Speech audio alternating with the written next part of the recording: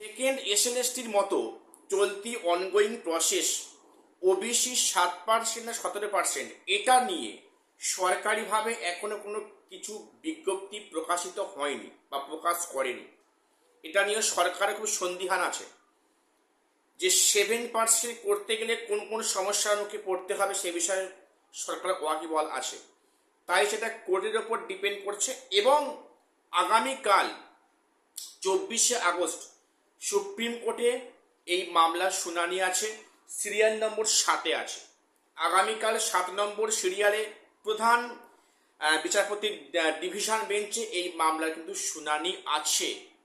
অর্থাৎ বিষয়টা খুবই সেন্সিটিভ বিষয়, যেটা নিয়ে এখনো অবধি সরকার থেকে কোনো বিজ্ঞপ্তি প্রকাশ করতে পারল না, যেখানে পুলিশ বা অন্যান্য ক্ষেত্রে পরিষ্কার বলেছে যে অনগোয়িং প্রসেস 7%ই হবে। কিন্তু এখানে এক বিশেষ কারণে সরকার বা কমিশন এখনো ক্লিয়ারলি বলছে না বিজ্ঞপ্তি আকারে যে 7-17%। তবে হ্যাঁ, একটা বিষয় পরিষ্কার, সরকারে কিন্তু মোস্ট প্রবাবলি ইন্টারেস্টেড কোনটা যে 7% নিয়োগ করবে এবং সেই মোতাবেক কিন্তু কাজ কমিশন শুরু করেছে। কিন্তু আগামীকাল এটা নিয়ে 7 নম্বর সিরিয়ালে মামলা উঠবে সুপ্রিম কোর্টে। আমাদের থেকে প্রত্যেকে নজর থাকবে যে অনগোয়িং প্রসেস, যেখানে 2016 চাকরি প্রার্থীরা আছেন এবং সেখানে ফ্রেশারদের একটা পরীক্ষায় বসানোর সুযোগ করে একটা বিশৃঙ্খলা পাকিয়েছে আগের সরকার। এখানে কতখানি 7% হওয়ার আশা আছে কি আশা নেই, ওটা কিন্তু আগামীকাল পরিষ্কারভাবে আমরা জানতে বুঝতে পারব। এইবারে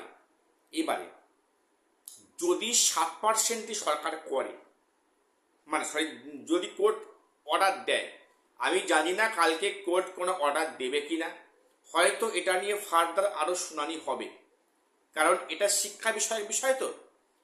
এটা যদি হাইকোর্টে থাকতো কোনো আশা থাকতো না, পরিষ্কার কথা বলছি। সুপ্রিম কোর্টে যাচ্ছে মানে হয়তো একটা জাজমেন্ট শীঘ্রই আসবে, কাল না হলে পরের ডেটে আসবে। তো এই মামলাগুলো তাড়াতাড়ি নিষ্পত্তি করার জন্য কিন্তু সুপ্রিম কোর্টে এখন শেষ ভরসা। এখন দেখা যাক কালকে কি জাজমেন্ট আসে।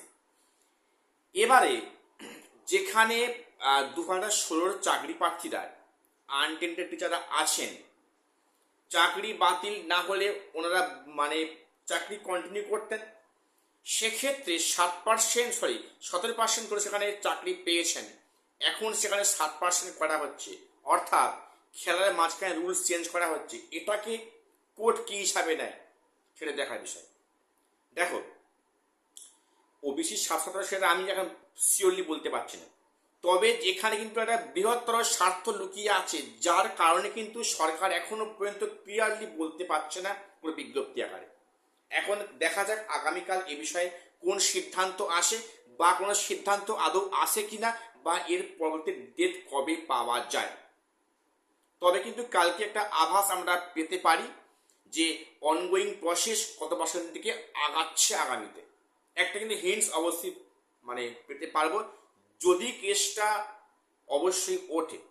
তবে সিরিয়াল নাম্বার 7 মানে প্রথম দিকে কেসটা আমাদের উঠবে এবং সেখানে শুনানি হোক, সেখানে কমিশনের পক্ষে আইনজীবী কি বলছেন আমরা দেখব, বা সেখানে বিচারপতি কি বলছেন এই অনগোয়িং প্রসেস নিয়ে আমাদের প্রত্যেক সেদিকে নজর থাকবে। চ্যানেল সাবস্ক্রাইব করে দিও। দেখা হচ্ছে পরের ভিডিওতে।